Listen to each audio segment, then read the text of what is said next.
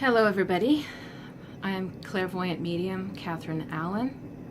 I do astrology, mediumship, clairvoyance, and shamanic healing and Reiki. I'm here to talk to you on different topics and different insights that I've had as a new series on my YouTube channel.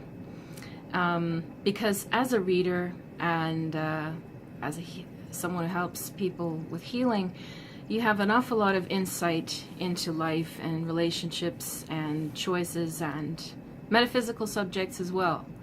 So every time I wake up with an insight or oh my God, I should talk about that because it's a common, specific kind of theme, then I'm going to make a little video for you. So today's topic is called toxic closeness. And I was literally in bed last night, and it came to me while I was half asleep, that term, and I said, yes, we need to make a distinction between healthy closeness and toxic closeness. Because as many of you know who are watching, hundreds of videos on narcissism, energy vampires, sociopaths, and just toxic negative energy in your life, you'll know that as you're letting go of somebody who has been toxic in your life, it doesn't mean you don't care about them, and it doesn't mean you didn't feel close to them. It's just that it's a toxic kind of bond and closeness versus a healthy one. So let's talk about what's the difference. In a toxic closeness, often the relationship has started with people trauma bonding. I think I'll do another whole video just on the subject of trauma bonding another time. But there's a big difference that I've learned over the years between love and attachment.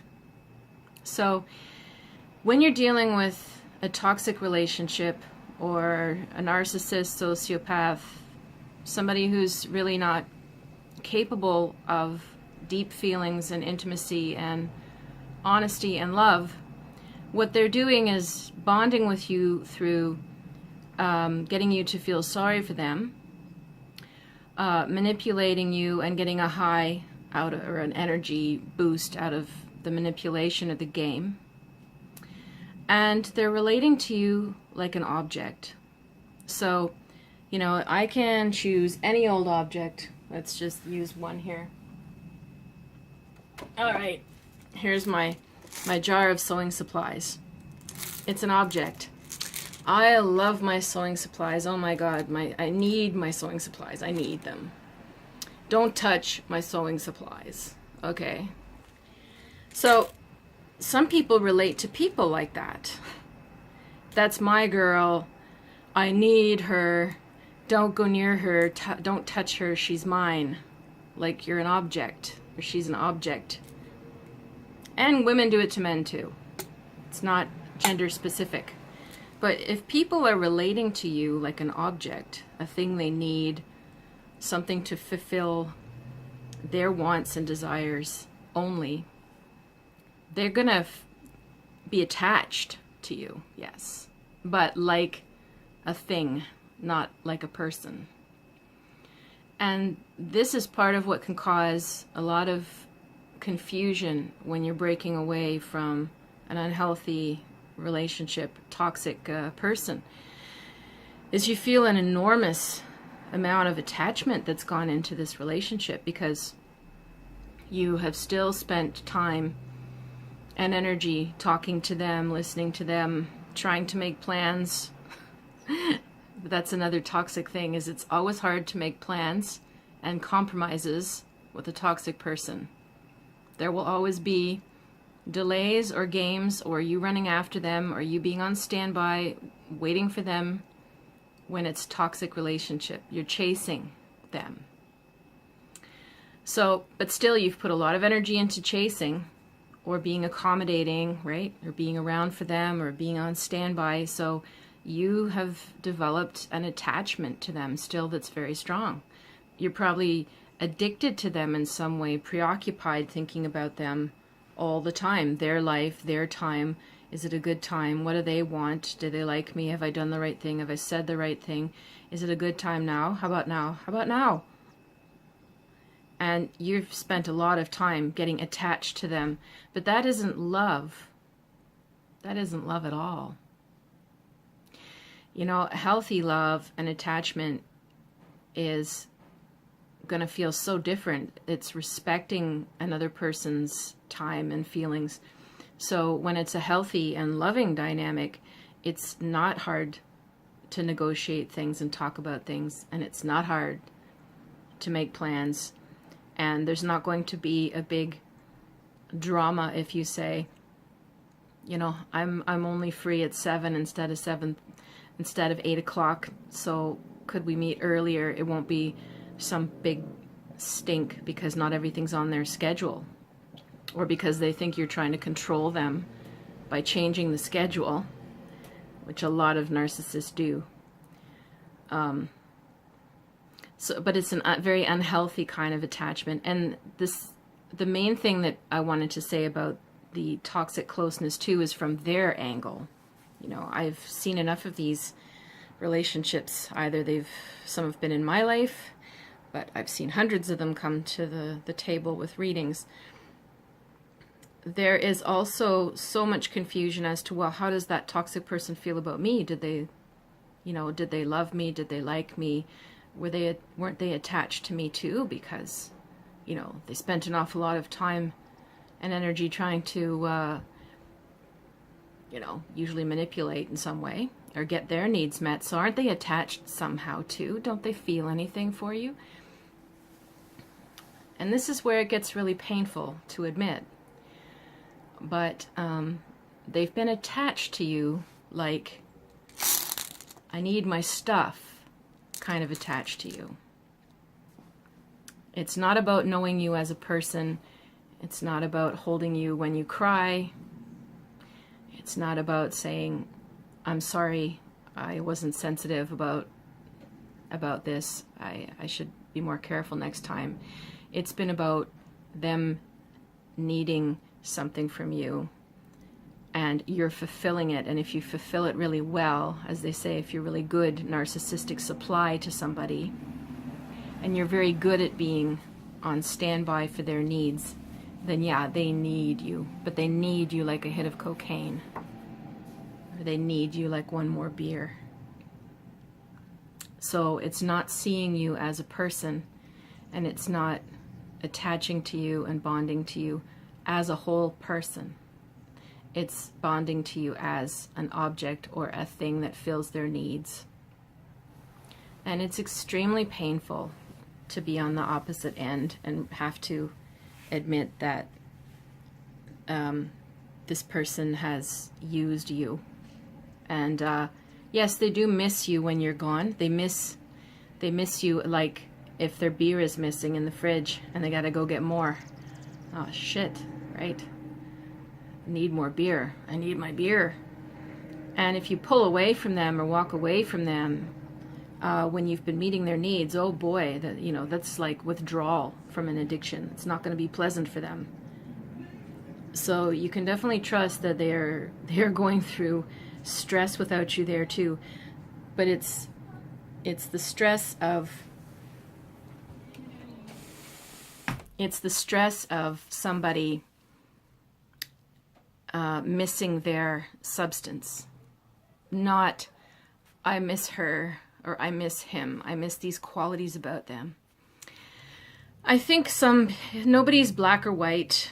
I think some narcissists and sociopaths, toxic people do appreciate and see certain qualities that are different from one person to the next that they enjoy or they like. Obviously, they're still humans, and they're going to have things in common, or there's going to be stuff that they bonded with you, maybe that they had in common with you that they don't with just anybody.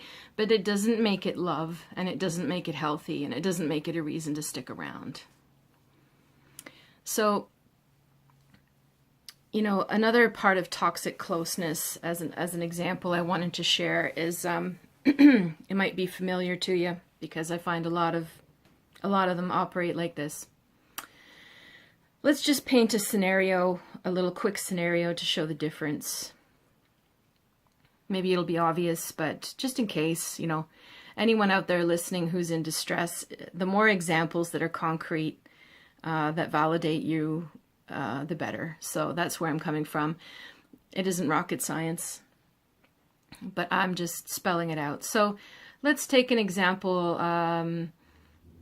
You know, you're texting the person and you want to know, are they free and can you come over? And they don't bother answering. And then you text maybe half an hour later, did you get my message? I'd like to come by. Is it okay? And there's still no answer. And this is somebody maybe that you've been seeing regularly, so there's no real reason for them not to text you back unless, you know, some emergency has happened. But most of the time, that person is just keeping control or playing games. So let's say you're more assertive and you say, well, okay, I'm coming by then. Suddenly there's a little message says, you know, give me half an hour. Oh, okay, so you were listening to my messages. You just didn't acknowledge my messages. Then you go over and you sit together and you ask how their day is, and they're busy watching the TV and they pretend they're not hearing you. And you're like, hello, I'm sitting 5 feet away from you. I know you heard me. Why aren't you answering my simple question? How was your day? You know, this is really toxic, right? This is emotional abuse. This is something that I find a lot of people do as a control mechanism to destabilize you. And I don't think they're calculating it like, oh, when they come over, I'm not going to answer. Oh, when she messages, I'm not going to answer. I think they instinctively just sort of know, and they've done this so many times, and they know on some level that this works. It pisses people off. It undermines them. It makes them more vulnerable, and then it makes them easier to manipulate and for them to feel in control, or some of them might be sadistic enough to enjoy the fact that you're hurt. In a healthy relationship, right? If you text your friend or your boyfriend or girlfriend and you say, I'd like to come over at this time, is it a good time?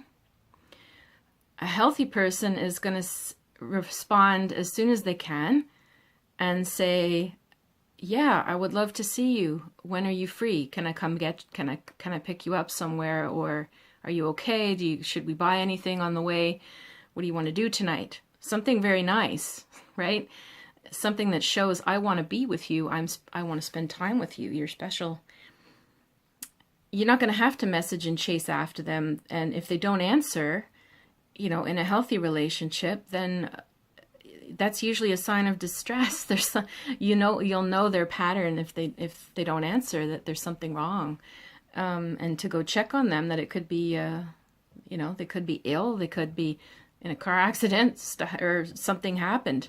And a healthy person who does not answer right away, who typically does, a healthy loving behavior is to message them as soon as you can and let them know why you couldn't get back to them and that they're all right as soon as you can.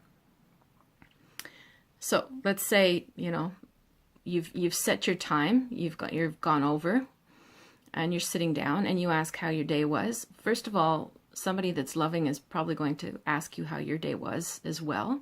It's going to be reciprocal, and it'll just open the night up or open the day up for both people to share.